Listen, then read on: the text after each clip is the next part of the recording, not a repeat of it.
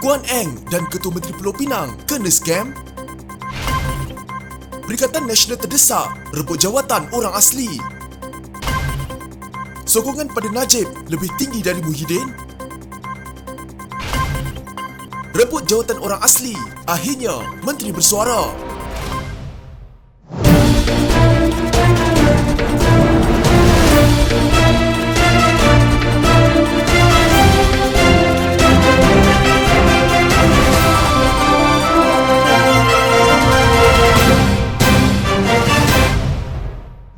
Kita dapati bahawa syarikat ini tidak wujud. Dan apabila sidang media itu diadakan, kaki tangan saya telah mengingatkan saya bahawa saya sendiri telah menerima surat daripada Yong Chi Kiong yang sama pada 9 hari bulan Februari untuk menyumbang pembelian vaksin COVID-19 untuk kerajaan negeri Sabah. 2 juta dos juga. Dan kaki tangan saya telah memaklumkan bahawa bila kita telah terima surat ini pada 9 Februari, kaki tangan saya telah merujuk kepada pihak Sinovac dan pada waktu itu pun kita dapati bahawa tawaran ini adalah tawaran yang tidak betul.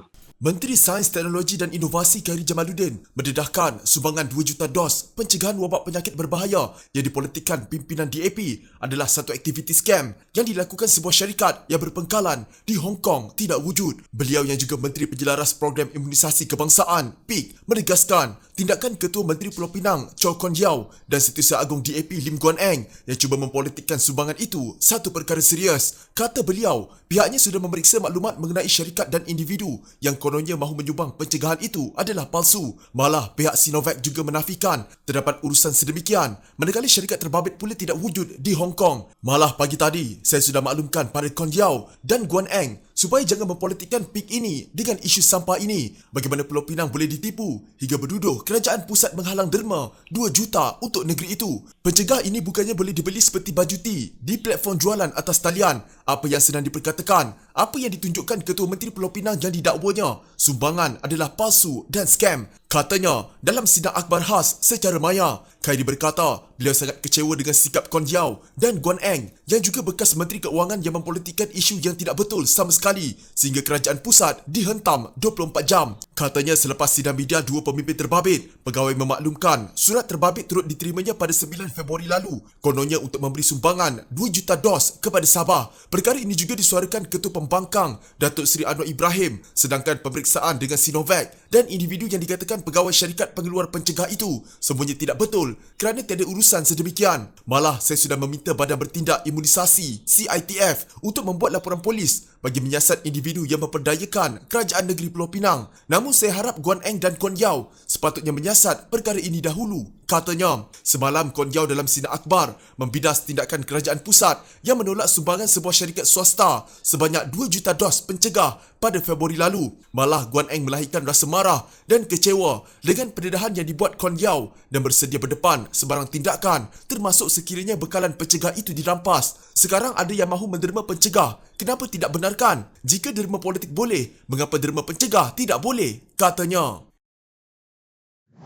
Ahli Parlimen Cameron Highlands Ramli Mohamed Noor mendakwa terdapat gerakan Little Napoleon dalam Kementerian Pembangunan Luar Bandar yang mahu mengatur pelantikan Ketua Pengarah baru Jabatan Kemajuan Orang Asli atau JAKWA. Dia mendakwa gerakan itu berusaha mencatur pelantikan tersebut memandangkan jawatan Ketua Pengarah JAKWA ketika ini kosong setelah penyandangnya Profesor Dr. Julie Edo menamatkan kontrak pada April lalu. Saya sebagai wakil rakyat tunggal berketurunan orang asli Semenanjung Malaysia di Parlimen Malaysia yang dilantik oleh suara rakyat selepas 64 tahun Malaysia merdeka, mengutuk dan menentang sama sekali usaha dan gerakan Little Napoleon birokrasi kerajaan di dalam Kementerian Pembangunan Luar Bandar ini. Saya menyarankan mereka ini agar lebih menumpukan kepada tugas hakiki mereka sebagai pegawai kerajaan, iaitu melaksanakan dan memantau semua dasar kerajaan agar sampai objektifnya bagi kesejahteraan masyarakat orang asli sebagaimana termaktub di dalam perkara 8/5 C Perlembagaan Persekutuan Malaysia dan bukan bermain politik, katanya dalam satu kenyataan. Kebangsaan di bawah Perlembagaan Persekutuan Terma Orang Asli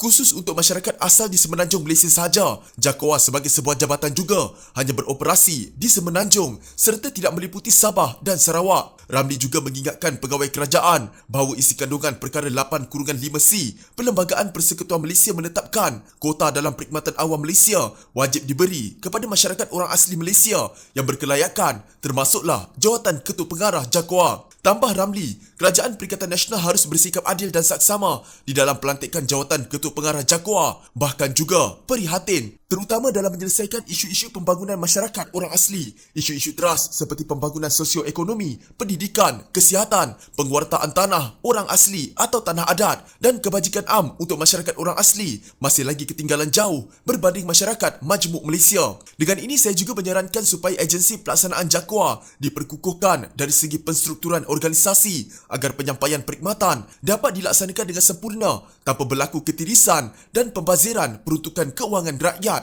katanya. Sokongan pengundi terhadap kepimpinan Muhyiddin Yassin merosot kepada 51% pada suku pertama tahun ini berbanding 66% pada suku kedua tahun lalu menurut satu kaji selidik bebas. Menurut kaji selidik dijalankan OTO Malaysia, pusat penyelidikan berpusat di Kuala Lumpur, hanya Perdana Menteri Perikatan Nasional itu menunjukkan kemerosotan sokongan berbanding pemimpin parti politik lain yang mempunyai tahap sokongan konsisten. Walaupun sokongan terhadap Muhyiddin semakin menurun, beliau masih kekal sebagai pemimpin mendapat sokongan tertinggi, diikuti Presiden PAS Abdul Hadi Awang dengan sokongan popular sebanyak 34%, Setiausaha Agong DAP Lim Guan Eng 30%, Presiden PKR Anwar Ibrahim 26%, Presiden Amanah Muhammad Sabu 22%, manakala Presiden UMNO Ahmad Zaid Hamidi menduduki kedudukan tercorot dengan 11%. Kemerosotan sokongan pengundi terutama golongan belia terhadap kepimpinan Muhyiddin semakin jelas apabila berlaku beberapa protes dan demonstrasi di ibu negara dan Johor sejak akhir-akhir ini, antaranya undi 18 dan kerajaan gagal. Portal FMT baru-baru ini juga melaporkan orang di sekeliling Muhyiddin termasuk beberapa menteri memberi amaran mengenai kemarahan rakyat yang semakin meningkat dengan harapan kerajaan akan menggunakan strategi komunikasi yang lebih baik untuk meredakan ketegangan. Dua orang sumber dalam Parti Bersatu itu berkata kerajaan gagal berkomunikasi secara berkesan dengan rakyat bergantung hanya pada data dan bukan kisah sebenar mengenai rakyat yang menderita wabak penyakit berbahaya. Sementara itu, kajian berkenaan mendedahkan populariti bekas Perdana Menteri Najib Razak meningkat kepada 27% berbanding 21% pada suku ketiga tahun lalu. Sokongan popular Dr. Mahathir Mohamad pula terus merosot daripada 40% pada suku kedua tahun lalu kepada 33% suku pertama tahun ini. Sokongan popular kepada dua bekas Perdana Menteri adalah pada kedudukan median menurut kajian berkenaan. Kaji selidik yang dijalankan antara 26 Mac hingga 9 April itu melibatkan seramai 1,602 responden terdiri daripada 54% pengundi Melayu, 28% Cina, 11% Bumiputera Sabah dan Sarawak, manakala kaum India sebanyak 7%. Kaji selidik itu bertujuan meneliti tahap sokongan dan kecenderungan pengundi terhadap arus perkembangan politik semasa negara. Menteri Pembangunan Luar Bandar Abdul Latif Ahmad menafikan wujud gerakan untuk melantik Ketua Pengarah Jabatan Kemajuan Orang Asli JAKOA bukan dari kalangan masyarakat orang asli. Abdul Latif yang menjawab dakwaan Ahli Parlimen Cameron Highlands Ramli Mohamad Noor berkata Kementerian Pembangunan Luar Bandar KPLB sedang meneliti calon-calon bagi mengisi jawatan berkenaan. KPLB menafikan dakwaan mengenai gerakan tersebut dan ingin menjelaskan bahawa kementerian sedang mengenal pasti calon-calon yang bersesuaian untuk mengisi kekosongan jawatan Ketua Pengarah JAKOA yang ketika ini masih kosong. Oleh yang demikian, isu penjawat awam melantik pengganti Ketua Pengarah adalah tidak benar kerana setakat ini proses perbincangan dan penelitian masih berjalan. Pencalonan Ketua Pengarah JAKOA dijalankan mengikut prosedur yang ditetapkan di bawah kuasa Kebawah Duli Yang Maha Mulia Seri Paduka Baginda Jadi Pertuan Agong seperti yang termaktub dalam Seksyen 5 Akta 134 Akta Orang Asli 1954, katanya dalam satu kenyataan. Terdahulu Ramli mendakwa terdapat gerakan Little Napoleon dalam KPLB yang mahu mengatur pelantikan Ketua Pengarah baru JAKOA. Dia mendakwa gerakan itu berusaha mencatur pelantikan tersebut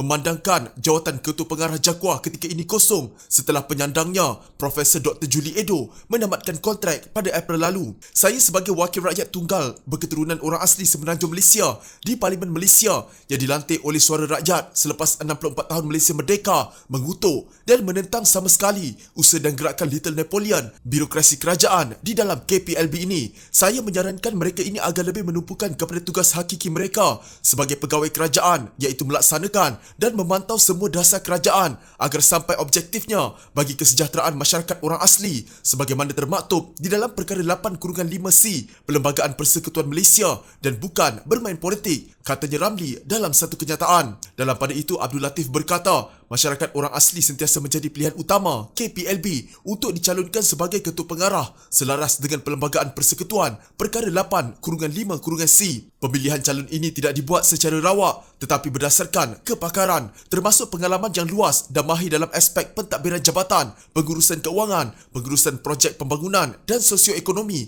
serta mempunyai jaringan kerjasama yang erat di antara jabatan di peringkat persekutuan negeri maupun pertubuhan bukan kerajaan NGO. Di kesempatan ini, KPLB turut menyatakan ucapan terima kasih kepada semua agensi kerajaan, NGO serta individu yang prihatin dengan masyarakat orang asli, katanya.